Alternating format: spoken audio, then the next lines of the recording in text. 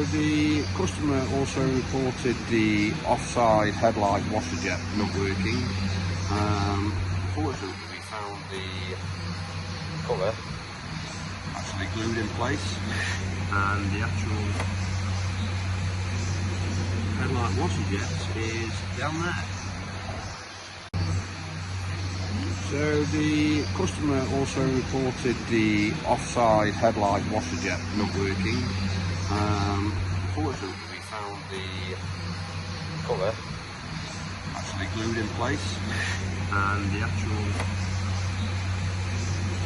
headlight washer jet is down there. Different that.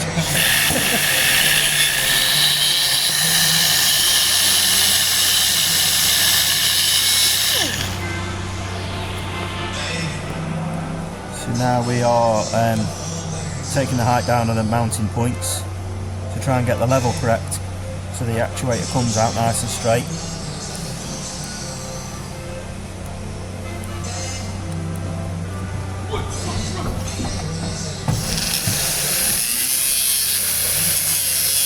There. Now we've got the height correct, it's nice and square. The locators fit in the lens, you can just see them there. The black guides all go nice and true. They've reinforced it so there should be good strength. It's a common fault, so the repair we've done hopefully may even last longer than originally planned. So now it's probably drill and put a thread in, bolt the actuator to the bottom of the headlight, then reinstall the headlight.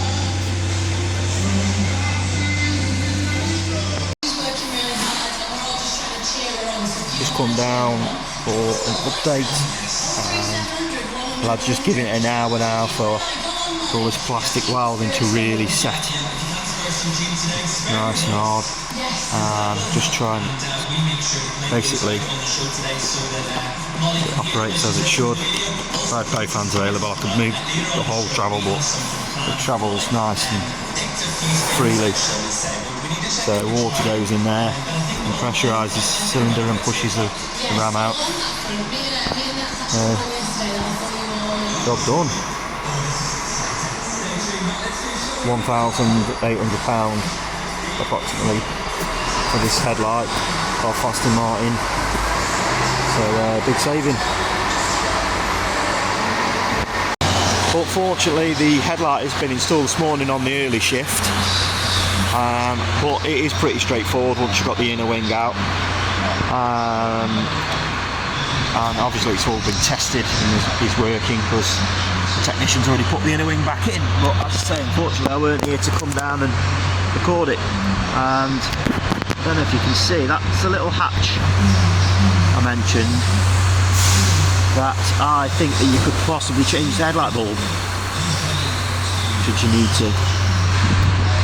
But as I say, wheel on now and job done.